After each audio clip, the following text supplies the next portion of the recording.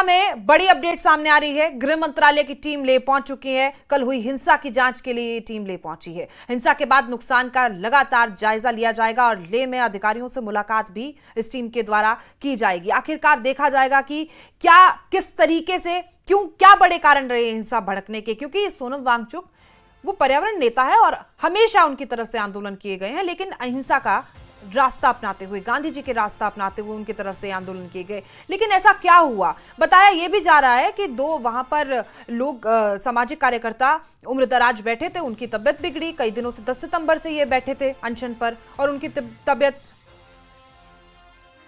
बिगड़ने के बाद ये हिंसा और ज्यादा बिगड़ गई। मौरूफ स्टेंजन हमारे सहयोगी इस खबर पर ज्यादा अपडेट के साथ हमारे साथ मौजूद हैं। मौरूफ, फिलहाल क्या हालात हैं? क्योंकि एलजी कविंद्र गुप्ता की तरफ से भी ये बयान आया है कि नागरिक हो सकता है, नेपाली नागरिक इस हिंसा में शामिल हो, और ये भी खबर आई है कि पुलिस ने 4 नागरिकों को पकड़ा भी है।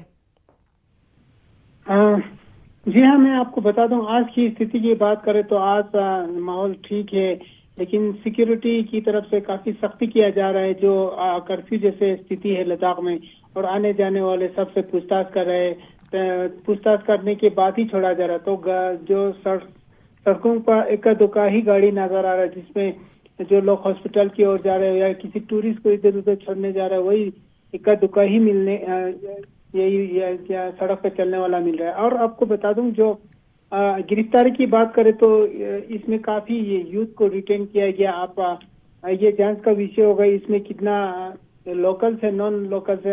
हालांकि मैं आपको बता दूं कि इस वक्त जो इससे कुछ थोड़ी देर पहले हम हॉस्पिटल में गया तो वहाँ तो नॉन लोकल्स यानी डोडा के लेबर्स यहाँ काम करते हैं, उसी तरह बिहार से आते हैं, उसी तरह झारखंड से आते हैं समर सीजन में लद्दाख में। उसी तरह जो नेपाली का जो लेबरर्स है वो काफी संख्या में आते हैं। तो लोगों का कहना है कि वो जहाँ से हिंसा के दौरान वो वहीं से गुजर रहे थे, उनको भी गिरफ्तार किया गया। ये सब जांच का विषय, कौन इन्वॉल्व है, लेकिन जो लोकल्स हो नॉन लोकल्स सभी को जो जिस पर भी पुलिस का शक हो उनको गिरफ्तार किया गया। सीधा आरोप लगता हुआ नजर आ रहा है कि भड़काऊ बयान दिया है उन्होंने, उसके बाद जेनजी भड़के हैं। तो किसकी चूक थी? आप तो मौके पर मौजूद होंगे, खबरें आपको मौके से मिली होंगी। क्या कोई भड़काऊ बयान था, या खबर बीच में यह भी आई थी कि 2 सामाजिक कार्यकर्ता उम्रदराज वहां पर मौजूद थे, उनकी तबियत बिगड़ने के बाद हुआ है कि सरकार ध्यान नहीं दे रही है? जी हाँ, मैं आपको बता दूं, जो 23 की शाम को लगभग आफ्टरनून सेशन में 2 लोगों का तबीयत बिगड़ने से हॉस्पिटलाइज करना पड़ा। 23 की शाम तक वो 2 लोग जो अनशन पे बैठे 10 तारीख से, वो उन की तबीयत बिगड़ने के बाद उनको हॉस्पिटलाइज किया गया, जिसमें 72 ईयर्स और एक 62 ईयर्स 2 पेशेंट उनको एडमिट करा गया। उसके बाद लोगों में बहुत गुस्सा देखने को मिला। फिर एपेक्स बॉडी और जो रिलीजियस यूथ ने मिलकर एक प्रेस कॉन्फ्रेंस किया, जिन्होंने बताया कि 24 तारीख को बड़ी संख्या में एनडीएस में जमा होंगे और अपील किया कि हम पीसफुल रैली करेंगे। लेकिन जैसे जैसे 10 बजे के बाद लोग वहाँ एनडीएस पे, जहाँ एनडीएस मोटर्स पार्क जहाँ पर सोनम वांगचुक अनशन कर रहे थे, लोग बड़ी संख्या में जमा होने लग गया। जिस तरह से लोगों का धीरे धीरे भाषण चला था, उसी बीच में कुछ यूथ हिल काउंसिल के ऑफिस की ओर मार्च करने लगे। ये हमें सुनने में आया, क्योंकि हम उस समय अनशन के अंदर थे। तो उसी की वजह से फिर हिल काउंसिल की जो असेंबली हॉल को आग लगा के हवाले कर दिया, वहाँ पत्थरबाजी हुआ, फिर वहाँ पे काफी लोगों को चोट आया। उसके बाद कुछ ही दूरी पे बीजेपी के ऑफिस थे, उसको आग के हवाले किया गया। तो उसके बाद से जो माहौल है एकदम बहुत ही नाजुक स्थिति बना। देखिए, लद्दाख में ऐसे हालात के बाद जम्मू कश्मीर की राजनीति भी गर्मा गई है। अभी थोड़ी देर पहले पीडीपी प्रमुख महबूबा मुफ्ती की तरफ से भी प्रेस वार्ता की गई थी। उन्होंने भी कहा था कि जब लद्दाख जम्मू कश्मीर का हिस्सा था तब लोगों में कहीं ना कहीं संतोष देखा जा रहा था। अब केंद्र सरकार वहां पर इंफ्रास्ट्रक्चर बनाने के जरिए या रेस्टोरेंट खोलने के जरिए कहीं ना कहीं जमीन हथियाना चाहती है, वहां की जो स्वायत्तता उसको नुकसान पहुंचाना चाह रही है।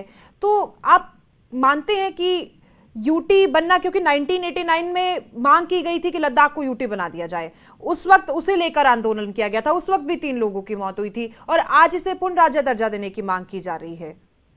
जी हाँ, आपको मैं बता दूं, उस समय जो 89 में जो 3 लोग शहीद हुआ, वो यही यूटी के जो समर्थन में एजुकेशन निकला, वहाँ जुलूस निकला, उसी दौरान उनका शहीद हो गया। तो उसके बाद तो जो यूटी मांगा, यूटी विद लेजिस्लेचर, लेकिन आप जो 2019 में यूटी दिया उसके बाद लेजिस्लेचर नहीं मिला। तो आपको बता दूं कि लद्दाख की जो कल्चर है एकदम यूनिक है, रेस्ट ऑफ इंडिया से पूरा अलग है। उसी तरह जो बोलचाल और सभी के लिहाज से वो एकदम अलग है। तो इसीलिए अब लद्दाख के लोग को यूटी मिलने के बाद थोड़ा घबरा सा गया है कि बाहर के लोग आके यहाँ पर जमीन खरीद लेंगे। लद्दाख की जी। पॉपुलेशन लगभग लेह और करगिल मिला के 3 लाख के करीब ही है। तो लोग सोचेंगे कि हमारा कल्चर खत्म हो जाएंगे, हमारा आइडेंटिटी खत्म हो जाएंगे।